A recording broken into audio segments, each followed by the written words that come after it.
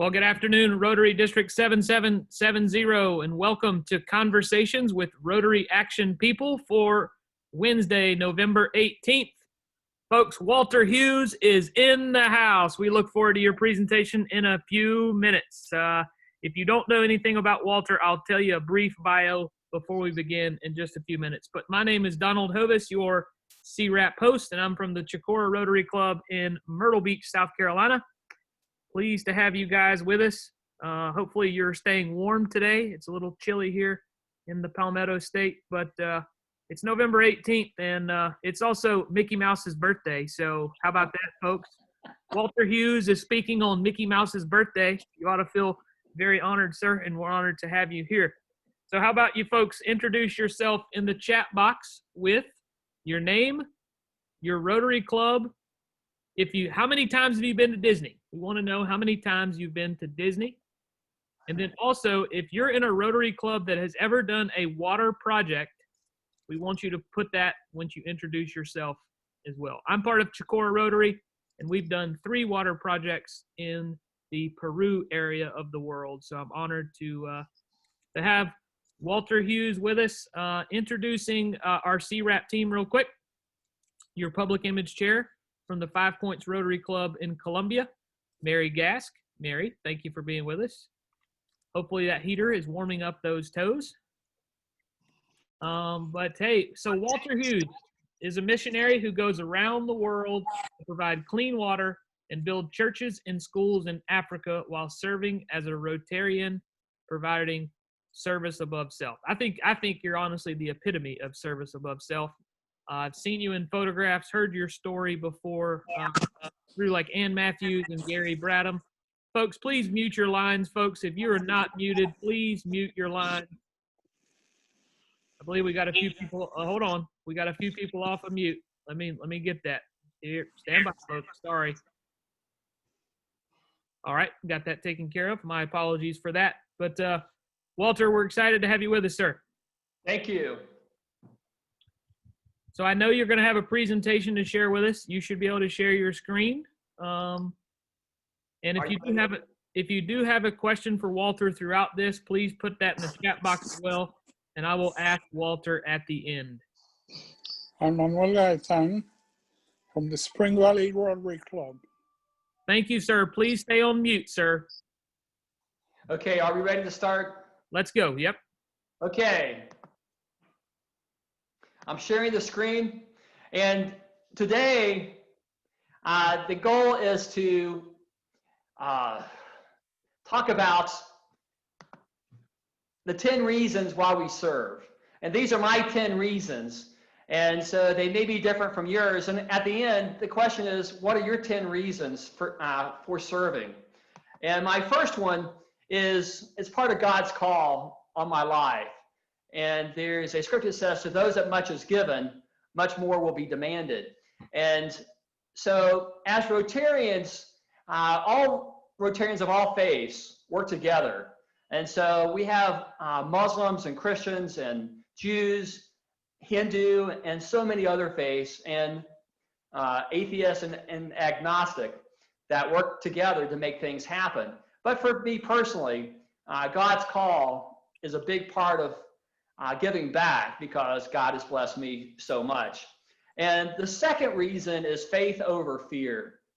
And if I didn't have the faith, I would not have got on a bus in 2006 to travel from one end of Ghana to the other to visit Rotarians in Tamale.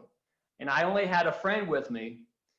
And about 5 miles before we arrived in Tamale, I said, this is where they beheaded the chief 3 years before my first trip to Ghana. And I learned later that they beheaded the chief and the elders because they lived too long. And it was a way to speed up the transition from one tribe to the other. And I was scared because that city was 90% Muslim. And the question was, would they receive me? How would they receive me? And would that be something that I could build a project around?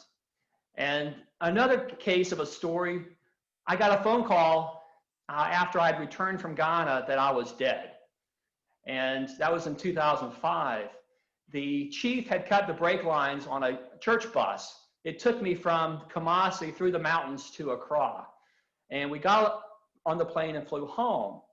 But on the way back, that bus crashed down the mountainside. It had picked up passengers, but luckily no one died. But it was recorded on the news, on the radio, that my team and I had died. And so that's the first time that I got a phone call saying that I was dead. And my crime was that we built the first school in Kumasi. And so you've got to sometimes be willing to go to meet people that are different from your own. And then part of it, I've learned that we have to give hope. And that hope is important even during wartime. And so I traveled to South Sudan in 2013 and again in 2015. We raised $302,000 for wells in South Sudan to help eradicate guinea worm disease.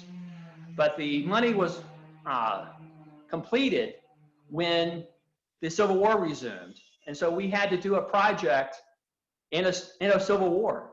And I called the foundation and said, what's your policy for doing good in a war zone? They said, we don't have a policy. Now they do, because of me, I think, that you can't do a grant where the war is going on at the time.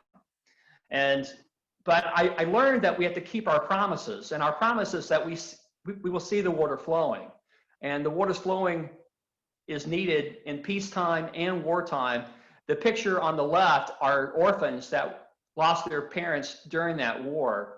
And Rotary provided a well so they could have water to drink. They can't have their families, but they can have water.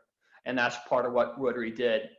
And reason number 3 is we honor those who inspired us. And Ron Farrell is a past Rotary International Director.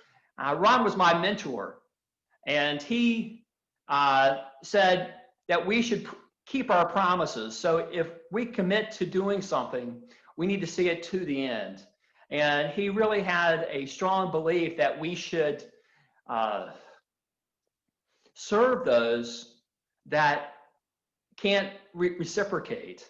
And so we should serve not only in our local community, but around the world.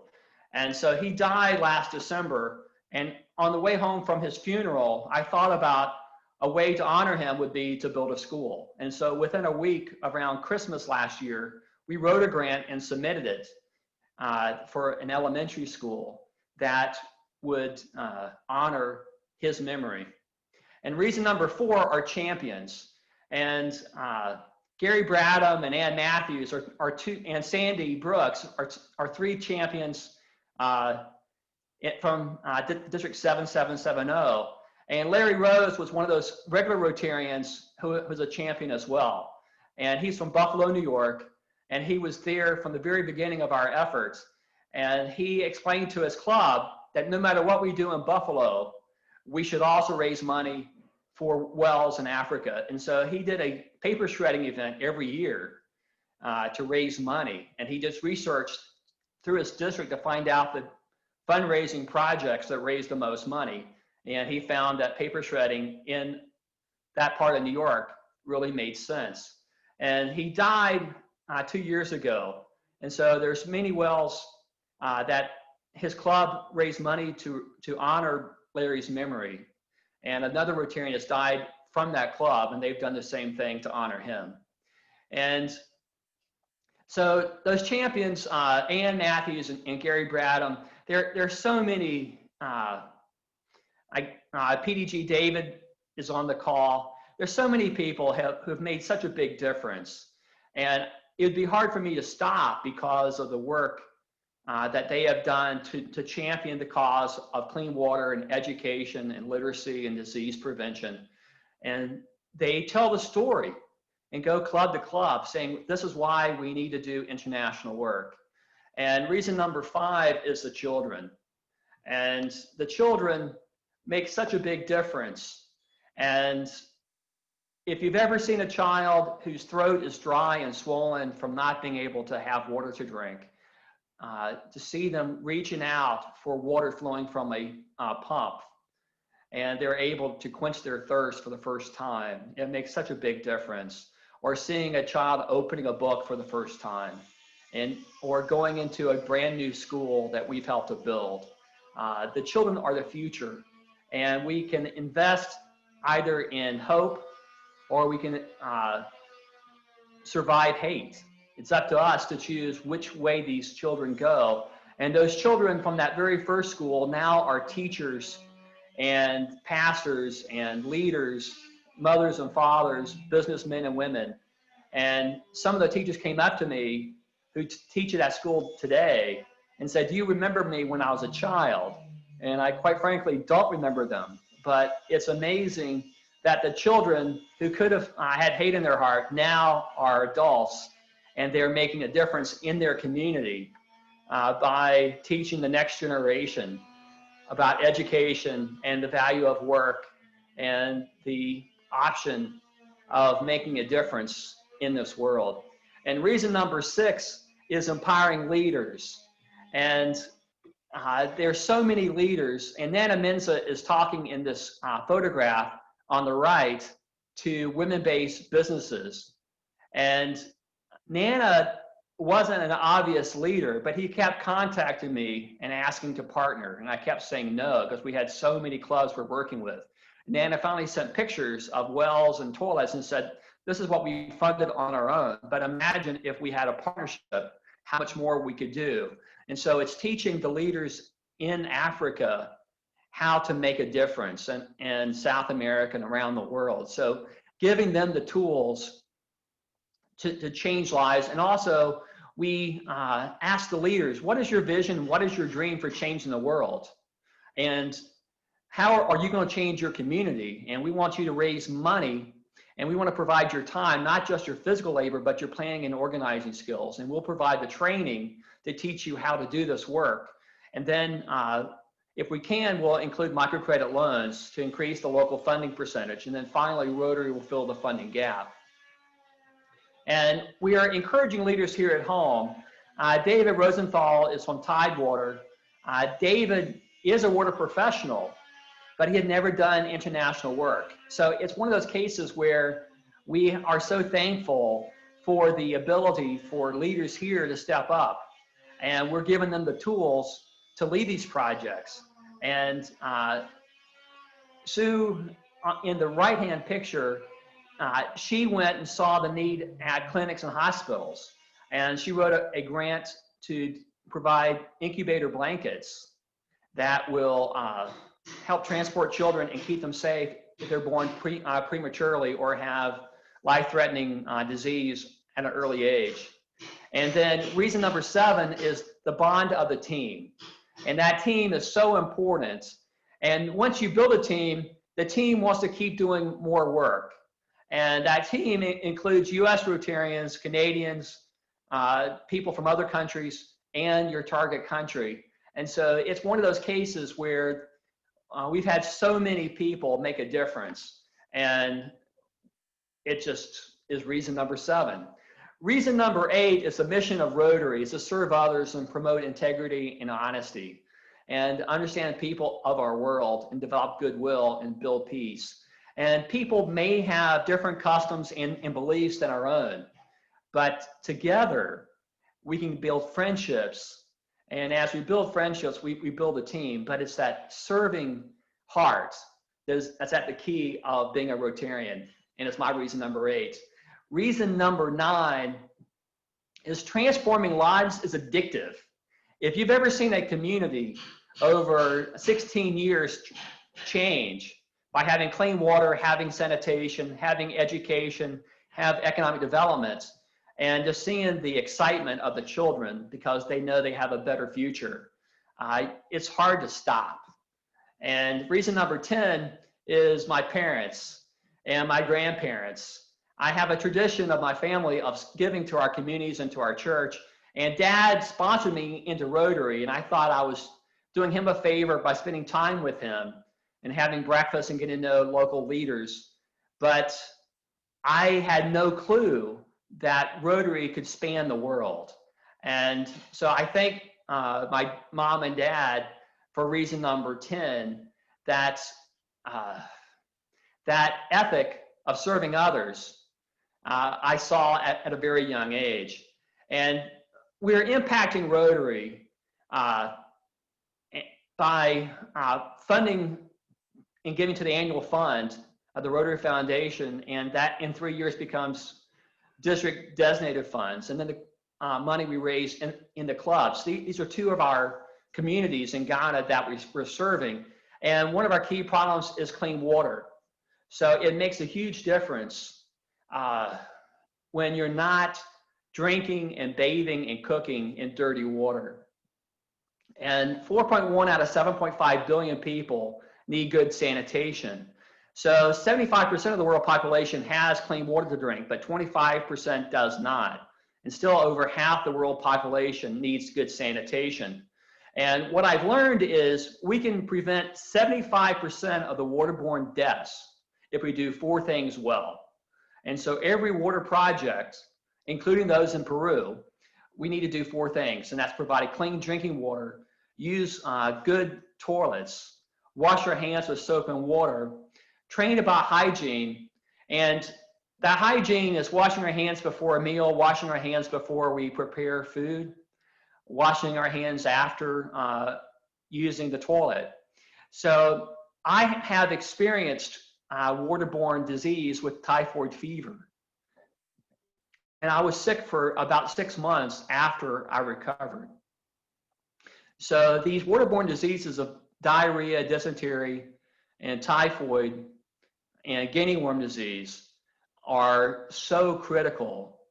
And these diseases don't stop for a pandemic. So we still need to keep on going, even during these times. And what I'm impressed with is District 770, you're one of the most giving districts in all of Rotary. And just the work in Africa that I'm partnering with you on, you've raised close to $400,000 since 2014. And I'm so appreciative of that effort and the work that you've done.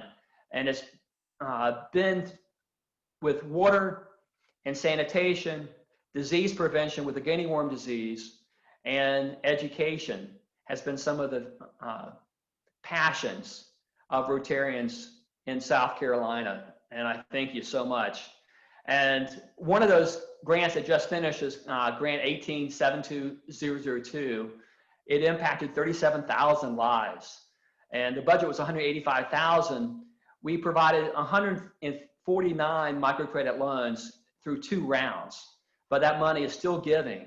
In fact, what's happened is because we're using microcredit loans for a percentage of the grants, now over the grants 4 years ago, the money's been loaned out 8 times, and 3 years ago, it's been loaned out 6 times, and 2 years ago, it's been loaned out 4 times. And so the cumulative impact of all those loans is close to $1 million. And that money is still working in Ghana and providing loans for wells and toilets for women-based businesses and things like that. This grant, we funded 16 new small town water systems and 423 microflush toilets, which uses earthworms to break down human waste into compost. So there's no smell, no flies or mosquitoes.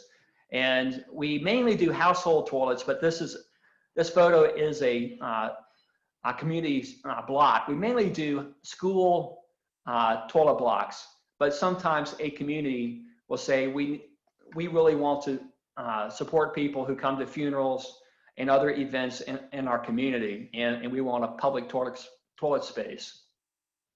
And so I saw about disease in 2006, and this is a photograph of guinea worms in a bottle that came out of the children on the right.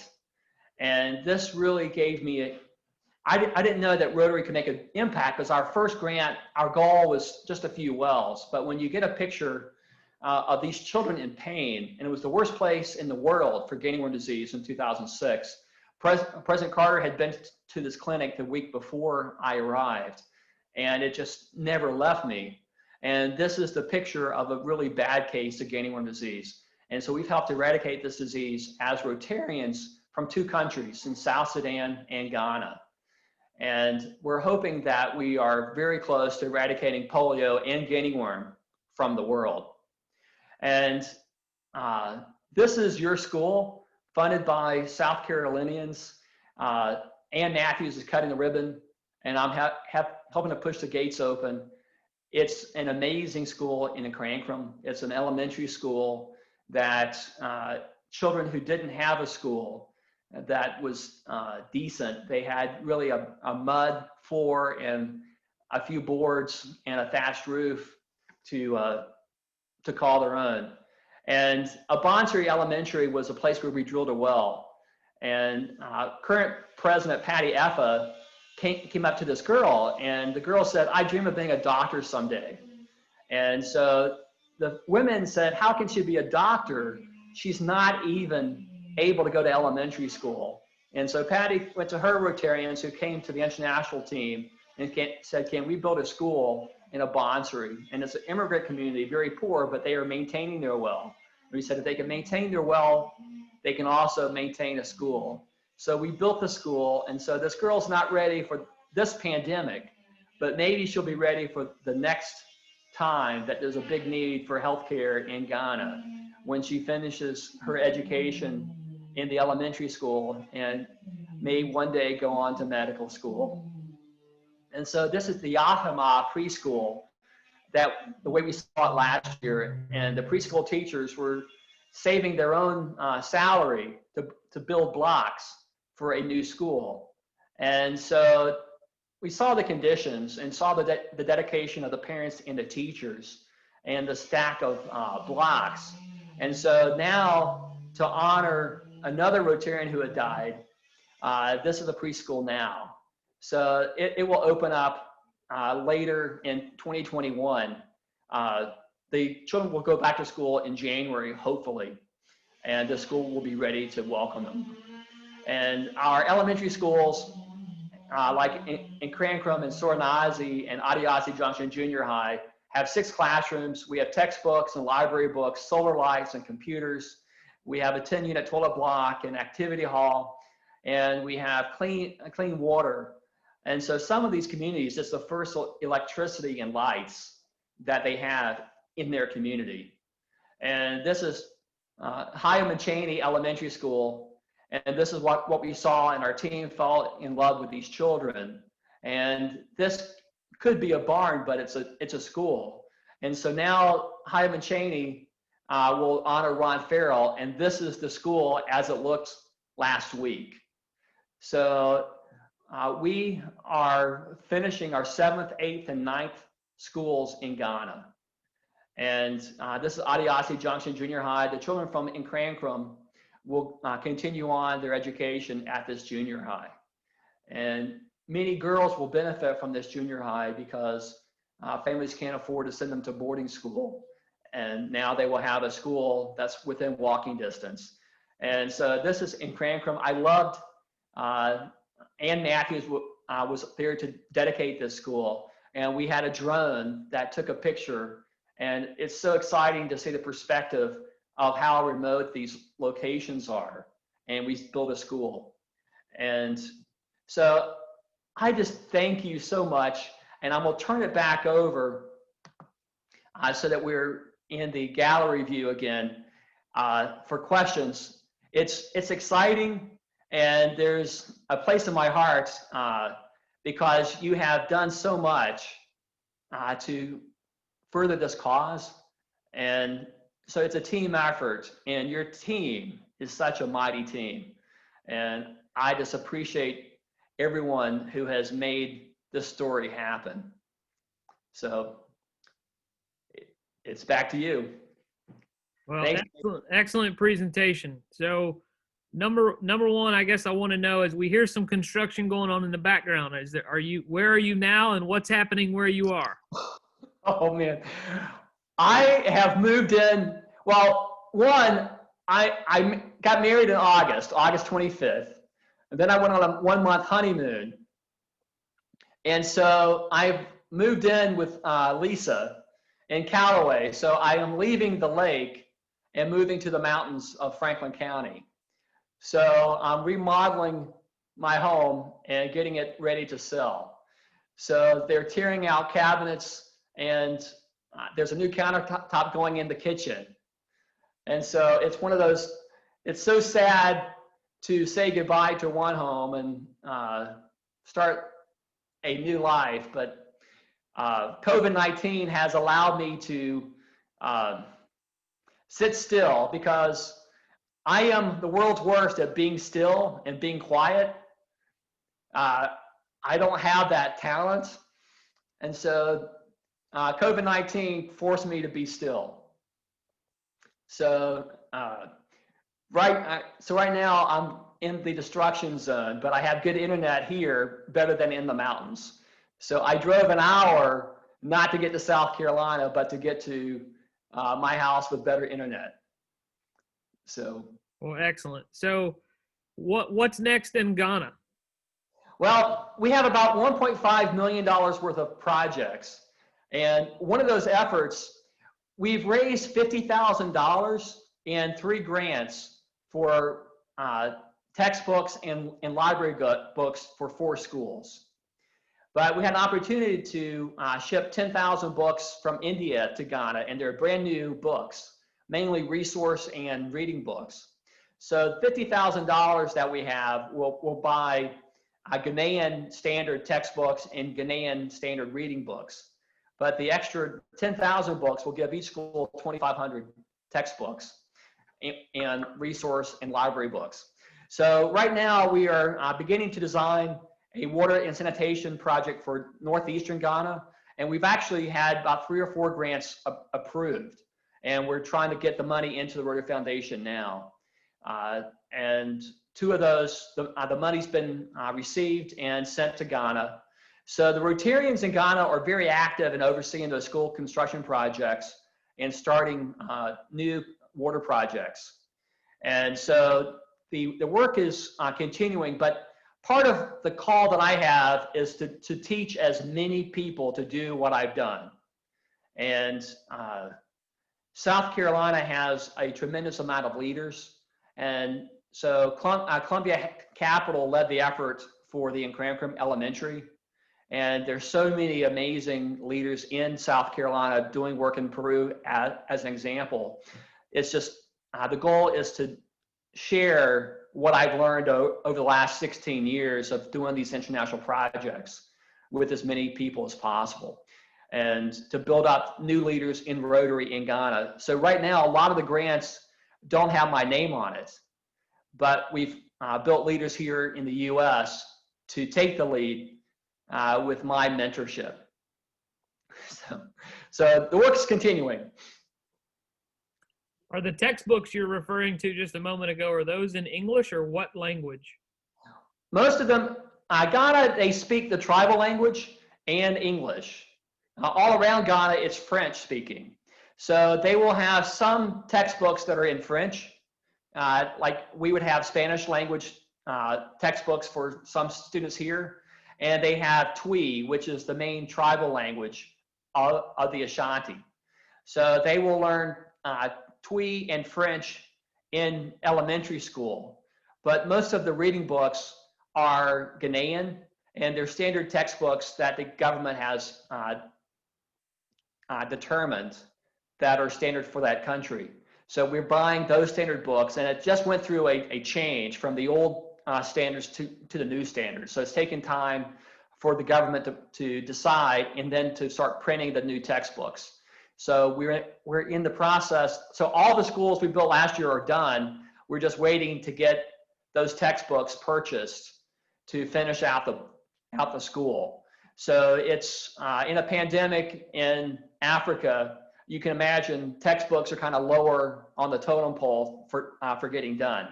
But there's no remote learning in Ghana like there is here. So without textbooks, without learning materials, the children can't learn. So it's really important, and it's important for us that the children have books that talk about mangoes and papaya, and talk about Kwame and Kwesi and Ghanaian stories, not just American or Indian or British stories.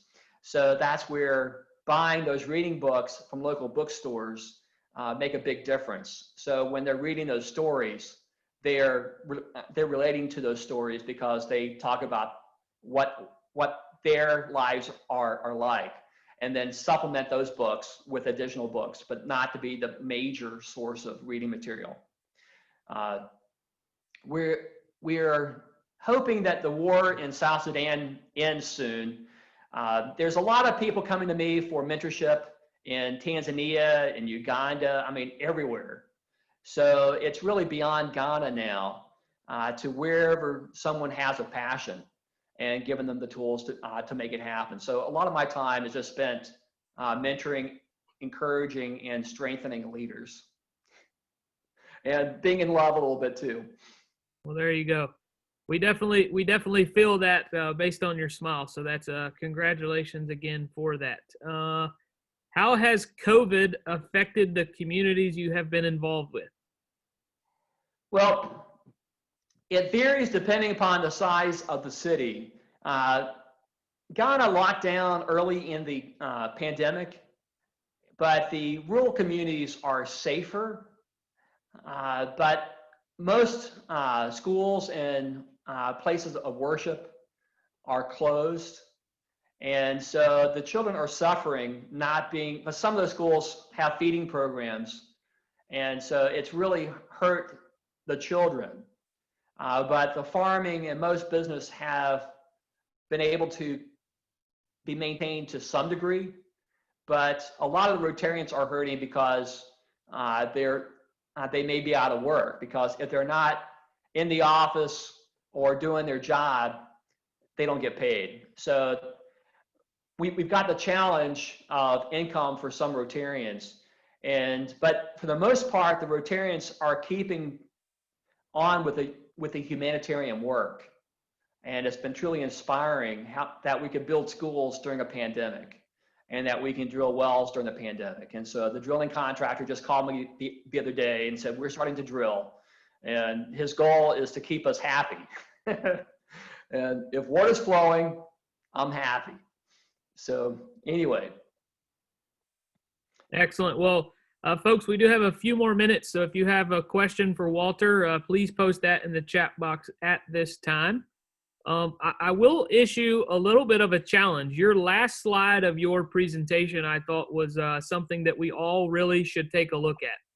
And that was, what are your top 10 reasons you serve? How about that be a future CWRAP program? And sorry for the phone ringing in the background. And no, I'm not able to stop it.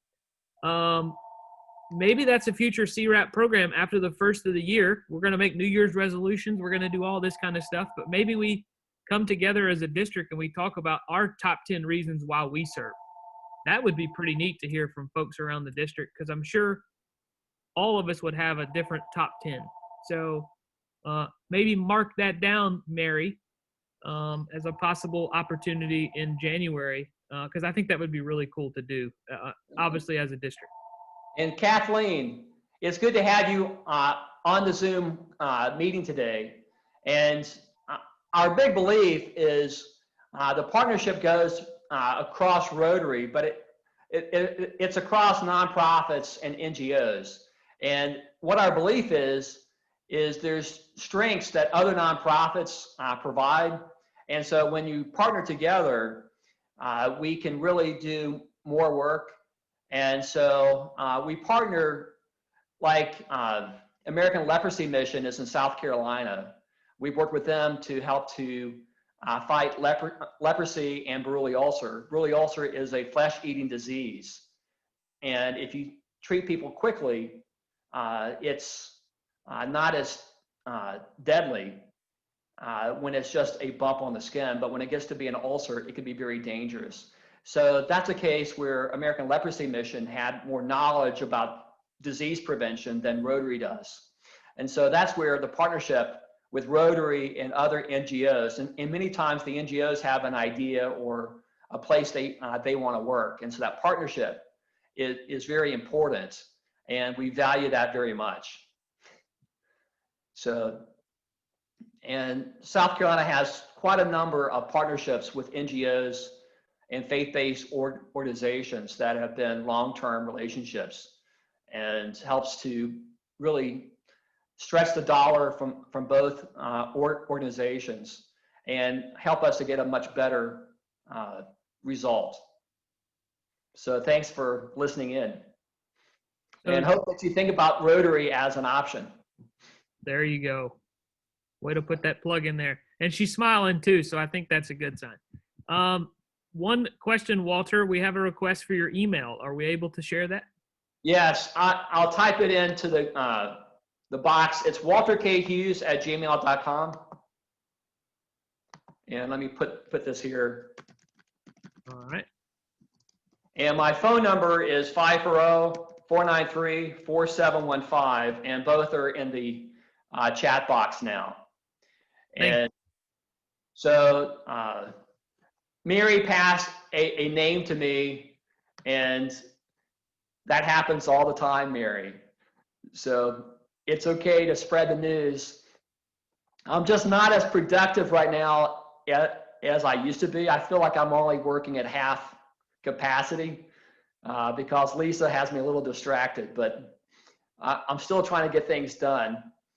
And so Walter, Manny is on this call. Maybe he can give you his grandson's name, so when he calls, it'll be more of a personal thing. Hey, Manny, how are you doing? Can we save that for the end, guys? Can we save that for the end? Okay. Let's hold on to the end. We'll do that at the end. I have one final question for you, Walter. Sorry about that. What single solar panel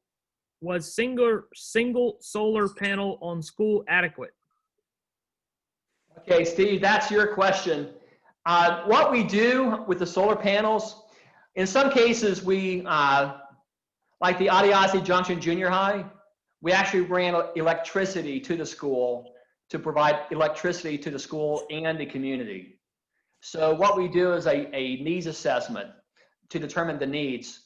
And it's basically, if we're going to provide 10 laptops and lights into each classroom, we know the pull of electricity that is needed to charge those 10 laptops and to have lights in every classroom. Now we use LED lights, which are very efficient. So then the solar company will scope out how much power we need from that solar system to run it. So that's kind of how we come up with it, is we add up all the electrical needs and all the lighting needs, and then have a solar panel or panels that will meet that need. So we would not have enough power to do 30 laptops, for example. But we're so remote that we said providing some laptops was the best bet. But if we needed to do a laboratory at that school, we would need to add another solar panel, which would be possible. Okay. Thanks, Steve. All right. Well, Walter, thank you again so much for presenting to us today. We appreciate your story. Not sure what's going on. We have a black screen now, but we'll move forward here. Well, I can still see everybody. Okay, good. All right, perfect. Everybody else can see. So for those of you on here, thank you for being here again today. Coming up on Friday on the next CWRAP, Katie Bear from Assistant Service Dog Education Center. A reminder about our district-wide happy hour tomorrow at 5 o'clock on Zoom. The information is within DACDB. And two final reminders, next Wednesday and next Friday, we will have no CWRAP programs due to Thanksgiving. I will check that out. Maybe Mary, type it in the chat box for me. What you just messaged me about. And then a save the date. For December 18th. We will do a Christmas trivia that day. We'll have a little Halloween contest, a Christmas sweater contest, and we'll have a lot of fun. So the question, actually, Walter, we're going to finish with this. This was posted on Facebook because we are streaming on Facebook right now. And sorry, I was not able to check that. But do you work with water missions here out of Charleston? We have, yes, Rotary works with Water Mission. I haven't because Water Mission is not in Ghana, but they're very active in Peru and many other countries. So Water Mission is one of those NGOs that is very active with projects from South Carolina and Florida and other Rotarians, and they provide some of the resources. I'm hoping that Water Missions will learn about the microflush toilet and change from the pit latrine to the microflush. And I haven't been successful in talking to them because I have a really fancy pit latrine. But a pit latrine is just a hole in the ground that is beautiful, that holds sewage. And so the kind of the goal there is that if we can share knowledge between organizations, and so when we have sewage that's untreated, then that sewage can be polluting the ground and the water table if it's not treated. And so having a composting toilet makes so much sense. So, but we really appreciate Water Missions for its efforts to provide clean water in some very difficult places. So they have solutions in the Amazon and all over the world. So they are one of our trusted partners with Rotary. And one day, hopefully, I will be working with them. I helped to clean up a project in Uganda that was with Water Mission. So we're familiar with them, and they're a good organization. Well, thank you for answering that. And we appreciate that question posted on the chat box. So thanks again, Walter. We do appreciate it. I will end today with the Rotary four-way test. Walter, hang on the line if you can. I believe Manny, stay on too. Don't come off of mute now. Please stay on mute, guys, until we're done recording here. But maybe we can have a quick conversation here at the end after this. So thanks again, Walter. Do appreciate you joining us today. The Rotary four-way test. Of the things we think, say, or do, is it the truth? Is it fair to all concerned? Will it build goodwill and better friendships? Will it be beneficial to all concerned? Thanks again, folks, for joining us on CWRAP for Wednesday, November 18th. Have a great day. We'll see you on Friday. It's good seeing you all.